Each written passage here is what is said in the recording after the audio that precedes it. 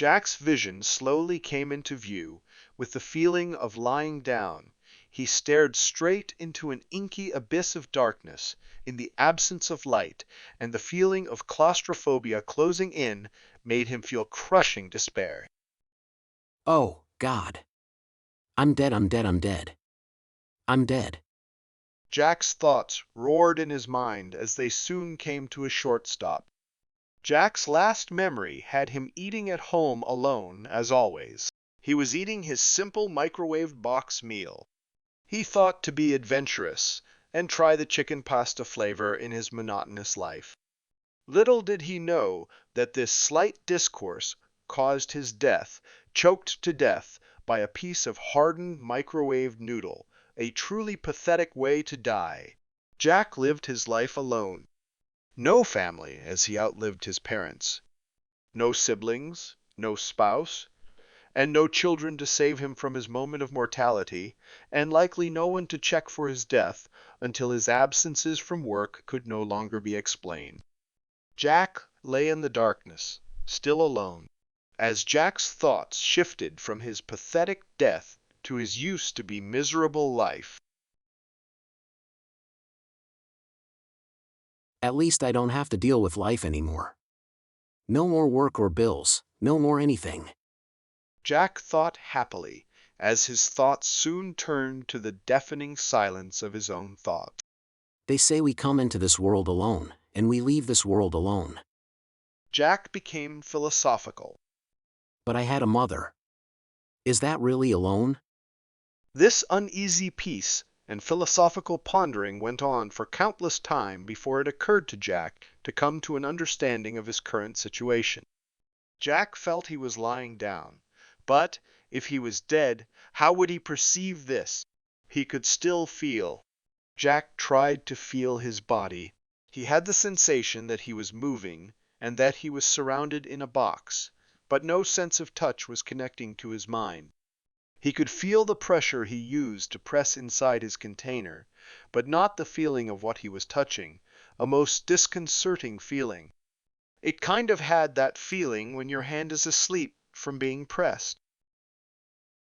So I was recovered and laid to rest in a coffin? Who the hell puts someone in an unpadded coffin? I mean, it's nice. But While Jack could not feel if he was touching wood, stone, or metal, he could feel with pressure. It was solid. No padding. He didn't even have a pillow for his head. Jack always knew when he would die, he would be cremated due to being without anyone to care for his death. Why was he in a coffin? Even a coffin, as odd and unadorned as this, was still a gift by humanity to him at his time of death. At least he died with an intact body, and not in a car crash he always feared. While pondering the odd state he was in, and the feeling of the box, he thought to touch his face. A hard feeling returned to his hand. He touched his eyes, but the feeling that this returned horrified him. There was no squishy feeling, no sensation of a spongy feeling skin would have, even if he could not tell by his lacking sense of touch. He could still feel if it was springy like flesh. However, the most terrifying was his eyes. Where the sensation of a squishy feeling of an eye should be was a hole. Using both hands, Jack groped both his eye sockets. That's right. These were eye sockets, and no eyes were there. Was this purgatory? Hell?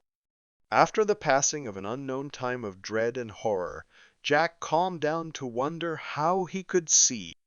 He saw endless darkness, but felt he was seeing this, and not just the absence of sight. He pondered still that he had never been blind before, so how would he know? Soon he heard muffled voices that slowly came into a sense of vague chanting. This lasted for a while. He could hear. This made Jack, who had been completely deprived of his senses for a long time, to be joyed just by the feeling of some kind of stimulation. These voices sounded like a choir for a church, but also like a ritual he would find in the games he liked to play. Jack tried to urge his voice to make contact, but found no sound was made. He tried speaking different languages he could think of, but to no avail. Soon the chanting voices died down, and for a long time silence once again reigned. Jack had no clue of the passage of time, but since he could hear, time felt to length from the want of more stimulation in a deprived environment. After this period of time finally passed, the sound of voices returned.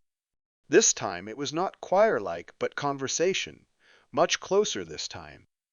While muffled, a sweet, feminine-sounding voice drifted into Jack's domain. Did it work? Then why didn't the Holy Witch King awaken? Of course. It worked. A rather hesitant but astute-sounding gentleman replied tersely. The troubled-sounding sweet voice responded, in a hurried manner. He's been asleep for a little over 1,000 years. I have trouble waking up after a few years, let alone 1,000. Ha! A gruff but smooth-sounding voice responded, followed by laughter. Yeah, and you didn't single-handedly vanquish a full 5 armies using the holy light, did you? The female voice sounded annoyed and anxious.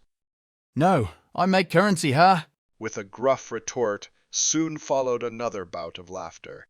Jack now had no idea what this conversation was about, or about whom.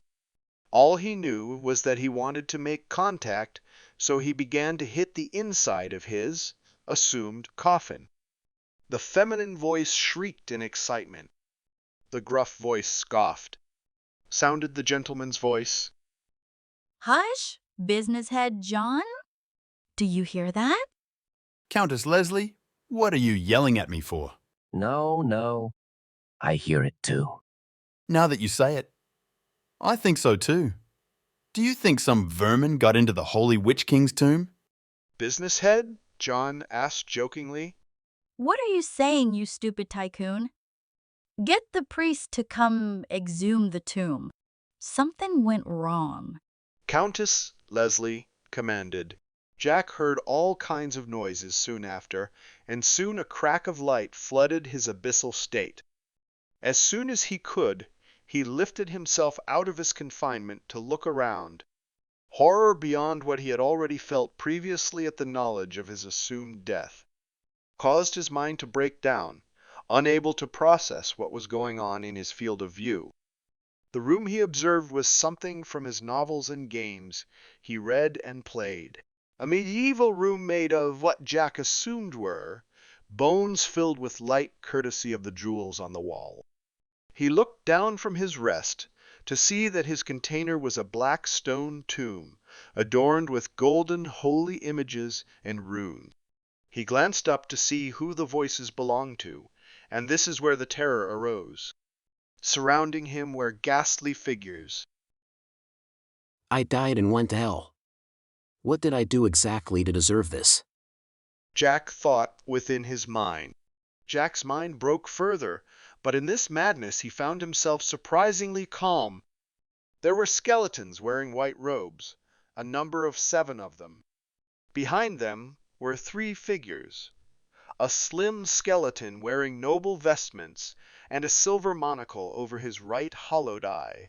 A large fat zombie with a bloated barbarian build, but in the clothes of a merchant, and lastly, her face was colored a gray undeath, otherwise with a human look, but with the beauty to cause the collapse of nations. The most interesting thing besides her beauty was her hands. This female undead had pure white skeletal hands. She also looked to be a well-endowed lady. Who knew about the rest of her? Some dark part of Jack's brain wondered about the parts that made her female. Were they intact? Jack was losing it. He lay back down in his tomb, not knowing what to do or say. Even if he could say anything at all, what would he say? A hurried voice came from afar and made its way into the tomb. I should have come here to begin with. Undead be damn the instructions. Only I can awake the Holy Witch King properly. A harsh and uptight voice called out. We did exactly as His Grace left for us. Who are you to question His Grace? I am second only to His Grace here. I have kept this kingdom running for His Grace for over 1,000 years. The voice came fast. A snort was heard.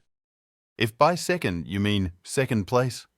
Laughter filled the room and echoed from business head John, leaving no face for the undead that just entered in large stride. Why, you little? Calm down, Grand Minister Lucius. The skeletal gentleman replied. With a huff, Grand Minister Lucius walked to the side of the tomb of the Holy Witch King. Your Grace, what is wrong? What can I do for you? Grand Minister Lucius bowed down in front of the raised tomb that was at the center of the room, surrounded by a pious, undead priest. Your Grace. Jack thought. He rose back up and looked down on the kneeling figure of Grand Minister Lucius. Grand Minister Lucius appeared with a white robe with gold inlays with red trim. Upon his head was a pious pope's hat in the same design as his robe. The hat had an emblem on it, an emblem that looked oddly familiar to Jack. A crest. This crest was of a skull with no lower jaw, with a half-sun above the skull, and upside-down angel wings on the left and right respectively. Jack's mind buzzed with a thought, a fragment of memory, long forgotten, and so he spoke unconsciously as a sharp pain stabbed into his mind, not with a voice, but with his mind aloud. May Wholly Undead reign within the holy kingdom of Dagoth. A heroic and virtuous voice sounded and filled the room and halls surrounding the tomb. This was Jack's voice. All within the room knelled quickly and responded in the same. May the undeath of May the Grace last last forever. Jack was frightened by not only this response, but his own. How did he know this? Whose voice was this? This wasn't his voice. What language was he speaking? How could he understand them? Himself? In Jack's joy of hearing voices, he didn't stop to ask why he could understand this arcane language that was being spoken. Jack had no idea of any of these questions. He kind of just wanted to lie back down and not think about it. This was always Jack's way of solving things. Was this the right way? Not even close, but this was Jack's way. Jack's head was busting, and before Jack started to lie back down for the second time, Countess Leslie raised her head and spoke. My Grace, my love. Please let me bathe you and ready your throne, for the worst has come to pass. Jack looked over at this decayed beauty, still amazed by how a dead face could look so good. Jack felt a stirring in his soul, oddly not his body. Jack lifted his hands and saw they too were skeletal. Yes, he was undead. Jack thought and spoke, trying to formulate the feeling he had earlier and what information he gathered from listening earlier. If nothing else about Jack, he was quick-witted. He could pick up information like a computer and a perfect memory, when he wanted to. Yes, Countess Leslie, I would like that. His voice, while still heroic, paused a bit too long between his sentences, sounding like an elder who could not articulate a full sentence. Overcome with joy as never seen before, Leslie moved quickly to a side hall and called in her handmaiden. They came in and pushed the priest aside, much to the dislike and distaste of Grand Minister Lucius, who at this point had been completely disregarded.